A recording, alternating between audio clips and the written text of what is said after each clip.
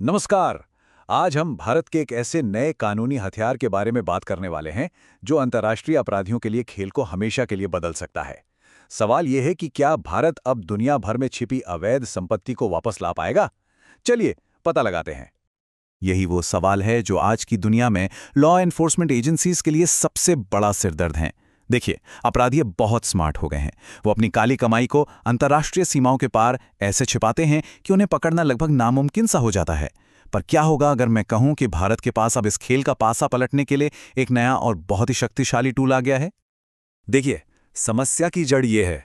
जरा सोचिए, कोई साइबर क्रिमिनल भारत में बैठा है, अमेरिका की किसी कंपनी को हैक करता है और फिर चोरी के पैसे को स्विट्जरलैंड के किसी बैंक अकाउंट में डाल देता है। अपराध तो ग्लोबल हो गया, लेकिन कानून अक्सर देशों की सीमाओं में बंधा रहता है। और यही वो लूपहोल है जिसका अपराधी दशकों से फायदा उठाते आ रहे हैं। और बस इसी खाई को पाटने के लिए एक मॉडर्न सॉल्यूशन की जरूरत थी। एक ऐसा कानूनी पुल बनाने की जो देशों की सीमाओं से परे जाकर काम कर सके, जो अलग अलग देशों को एक साथ जोड़ सके। और भारत ने अब ठीक यही किया है। तो ये सोल्यूशन हमें मिलता है भारतीय नागरिक सुरक्षा संहिता यानी बीएनएसएस के चैप्टर 8 में। इसे आप एक तरह का कानूनी स्विस आर्मी नाइफ समझिए, जिसे खास तौर पर अंतर्राष्ट्रीय सहयोग के लिए ही डिजाइन किया गया है। इसमें हर वो औजार है जो हमारी एजेंसियों को दुनिया भर में काम करने की ताकत देता है। तो इसका मकसद एकदम साफ और पावरफुल है, एक ऐसा लीगल फ्रेमवर्क बनाना जिससे अलग अलग देश मिलकर अपराधियों की संपत्ति को जब्त कर सकें, चाहे वो दुनिया के किसी भी कोने में क्यों ना छिपी हो। ये सब कुछ कॉर्पोरेशन के जरिए अपराध की फाइनेंशियल कमर तोड़ने के बारे में है। अच्छा, अब इस नई ताकत को सही मायने में समझने के लिए हमें इसकी बुनियाद को समझना होगा।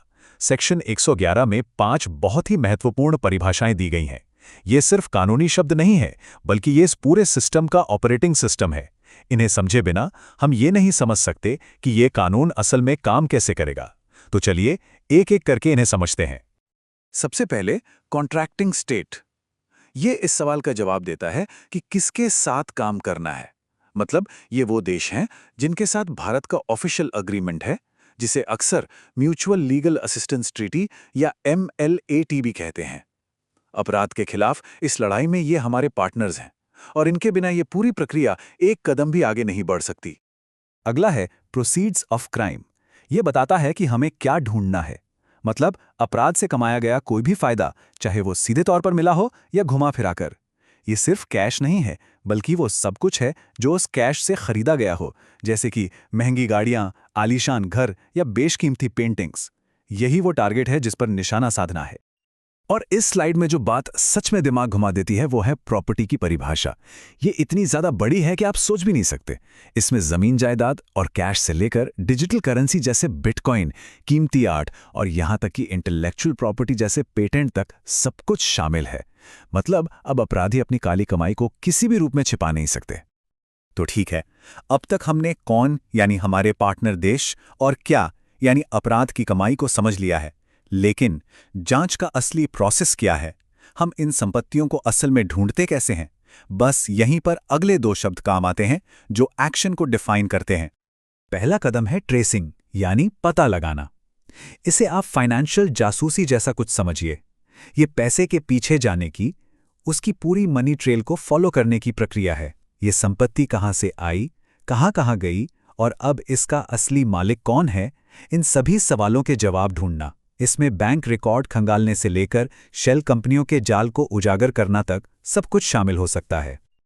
और एक बार जब संपत्ति का पता चल जाता है तो अगला और सबसे जरूरी कानूनी कदम आता है आइडेंटिफाइंग यानी पहचान करना। ये सिर्फ ये जानना नहीं है कि संपत्ति कहां है, बल्कि ये लीगली ये साबित करने की प्रक्रिया है कि जो संपत्ति मिली है वो सीधे तौर पर एक खास अपराध से जुड़ी हुई है। यही वो पक्का सबूत है जो अदालत में पेश किया जाता है और इसी कदम के बाद उसे जब्त किया जा सकता है। तो इसे ऐसे समझिए, ट्रेसिंग आपको खजाने के नक्शे पर संपत्ति तक ले जाता है और आइडेंटिफाइंग कानूनी तौर पर यह साबित करता है कि वो खजाना चोरी का है।